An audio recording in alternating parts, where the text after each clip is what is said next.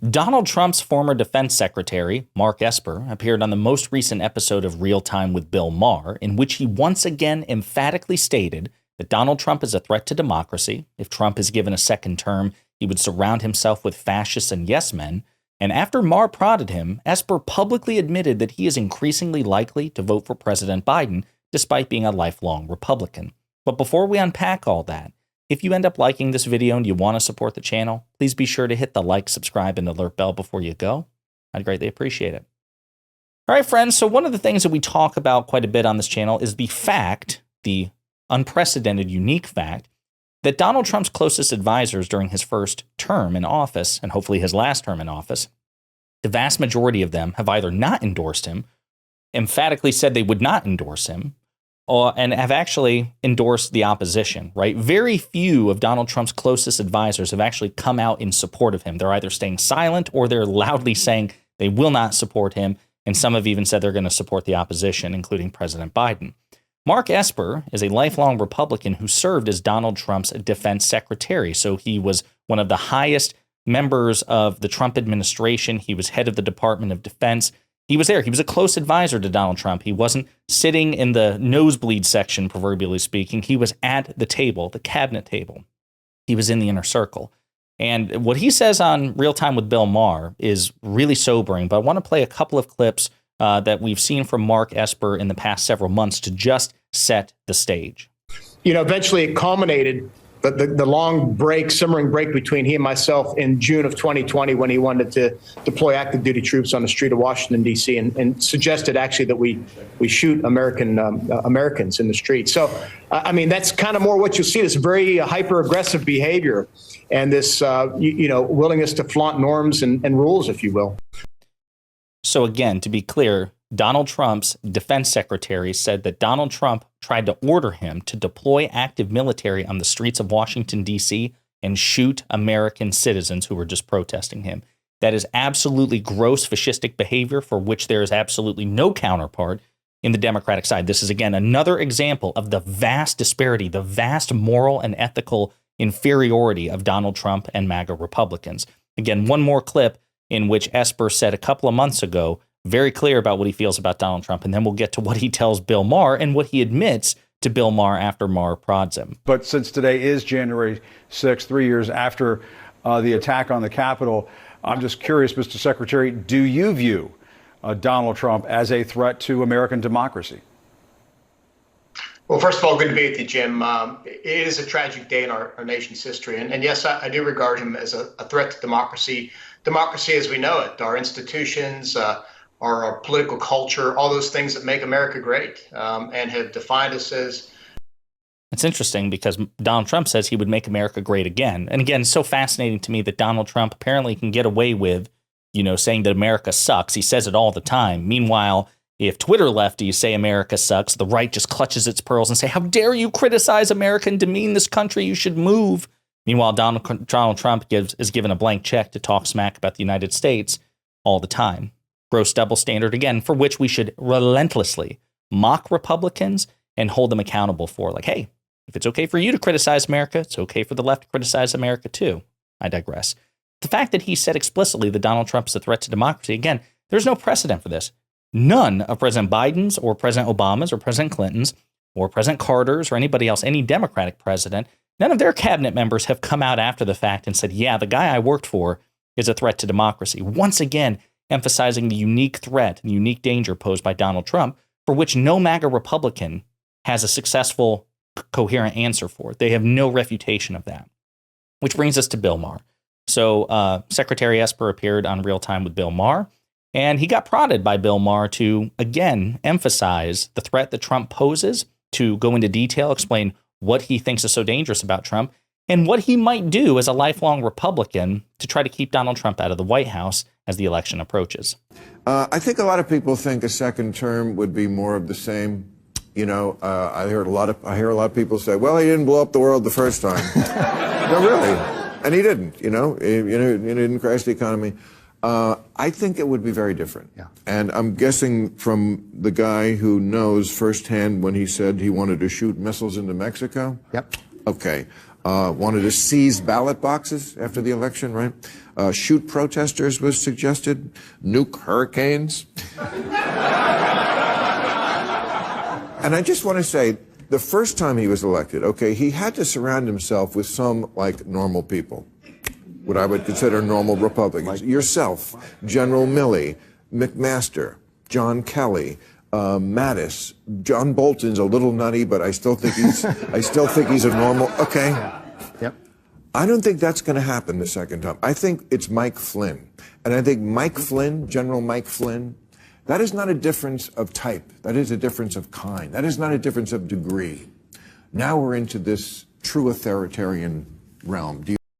So before we go on, just want to say a couple things. Donald Trump did technically crash the economy due to his mismanagement of the coronavirus pandemic in 2020. That happened on Donald Trump's watch. And again, Republicans say, well, you got to grade him on a curve because of COVID. Well, number one, no, I don't, because you would never do that for a Democrat. Ergo, I'm not obligated to hold Trump to a lesser standard. We don't do that. If we're going to hold everybody to the same standard, and those who don't want to need to be called out for it. Number one. Number two, we can again refer to things that Trump didn't do and should have done, and that he did do and should not have done, which exacerbated the mess, which crashed the economy, a good economy, by the way, that he inherited from President Obama. And then other things, I just want to emphasize this, that Donald Trump, we have reporting of what his cabinet would look like. Steve Bannon as chief of staff, Mike Davis as attorney general, Tucker Carlson's been floated as a potential vice president, so is Marjorie Taylor Greene and others. So, I mean, yes, the cabinet choices are particularly deranged, even for Republicans. So what Bill Maher is saying here is absolutely correct, but this is what Secretary Esper has to say in response. Again, somebody who worked for Donald Trump as his defense secretary. Do you agree with that? Yes. Here's the headline. The first year of a second Trump term will look like the last year of the first Trump term. In other words, with all the craziness, with the fresh troops in. Remember, he brought in all the fresh people in March of 2020, and those are the folks that carried that last year that eventually led us through the election and into the 2.5 months of election denialism. And so, yeah, look, I think it's going to be very rough. And the number one attribute that he will seek from anybody coming into the administration will be loyalty, and not to the Constitution, but to him. That's the thing. That's the thing. And part of his thing is not just the Senate confirmed people and other political appointees, but as you know, one of the factors, one of the pillars of this kind of retribution pitch when he comes in will be the so-called Schedule F, where he'll try to get rid of all the government employees, the civil service employees, and put in more of his loyalists. So, look, I think there's a lot to be concerned about. I've said I believe he's a threat to democracy, and we should be very mindful of that. So you'll vote for Biden? Well, Okay, so I want to, before I respond to this, I do want to finish. So we don't have the clip for it, but Raw Story kind of continues this. So you'll vote for Biden. This is Raw Story talking about the exchange. Just as Esper began to speak, Maher interrupted him, which we saw. Esper continued, saying he's not there yet when it comes to supporting President Biden. Quote, I'm definitely not voting for Trump, but I'm not there yet, end quote. Maher then replied, saying he doesn't understand, quote, smart people who don't understand the binary choices, such as the one presented in the 2024 rematch between Biden and Trump. Quote, how can you not be there after what you just said? Maher asked. Quote, there's no way I'll vote for Trump, but every day that Trump does something crazy, the door to voting for Biden opens a little bit more, and that's where I'm at, the ex-official said. Maher said that's a slow opening door. So listen, again, like with everybody else who leaves the Trump orbit, I'm not giving Esper a round of applause because, as Liz Cheney said, even if you have genuine disagreements as a lifelong conservative Republican with President Biden's policies, at this point, there is no equivalence here. Donald Trump is objectively worse. He has a worse record than Biden. He is infinitely more authoritarian. He's infinitely more corrupt. He is infinitely more, lost in the head. Like a lot of people worry about President Biden's cognition, but we have much more evidence to suggest that Biden is still substantively competent. He can certainly talk and, explain things about foreign and domestic policy that Donald Trump never could. Even if you gave him 3 hours worth of prep, he'd be like, listen, things are complicated. Israel is like here in Gaza. He couldn't actually describe the substantive nuance of domestic and foreign policy. Biden can, even if he stammers and stutters on his way to get there. The substance is there. Trump is just objectively worse. And so for Esper to be dragging his feet on this is a little frustrating, but still, The fact that you have a former defense secretary for Donald Trump saying these things, folks, that's a colossal indictment. It really is. And again, I say this, no MAGA cultist has a good faith and coherent refutation of this. They have nothing. The people who support Donald Trump avidly, the people I debate constantly who love Donald Trump, they don't know Donald Trump. Mark Esper knows Donald Trump better than they ever will, infinitely more. So when Mark Esper and others like him, as you may recall, President Biden's campaign put together a long list of people who used to be in Donald Trump's inner circle, his former Attorney General, Bill Maher, his former National Security Advisor, John Bolton, Mark Esper, one of his former directors of strategic communication, former White House press secretary, Nikki Haley is UN ambassador, chief of staff, joint chiefs of staff, defense secretary, et cetera, and so forth. These people who are in the know, who are close to the president, and Trump was president, they're saying, no, we're either voting for somebody else, we're voting for Biden, we're not voting for Trump.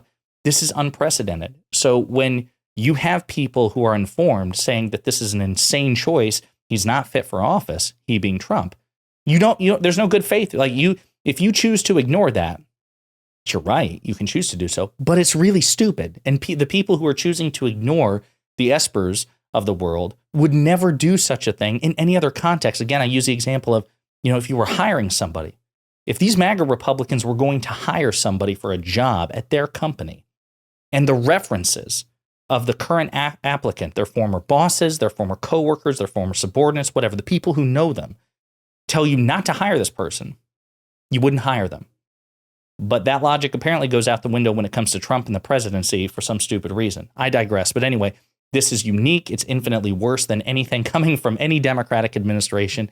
And I think it's great that Mark Esper is saying these things about Trump, and that Maher is holding his feet to the fire, like saying, hey, listen, there's an incongruence here with you saying all these things about Trump, but you're not fully prepared yet to vote for President Biden. There's an incongruence. You need to get there. And it seems like Mark Esper realizes that as well, that there is an incongruence. But the fact that you have a former Trump Republican defense secretary saying that he is increasingly likely to vote for the Democratic presidential incumbent against his former boss, that's a colossal indictment. Let me know what you think in the comments.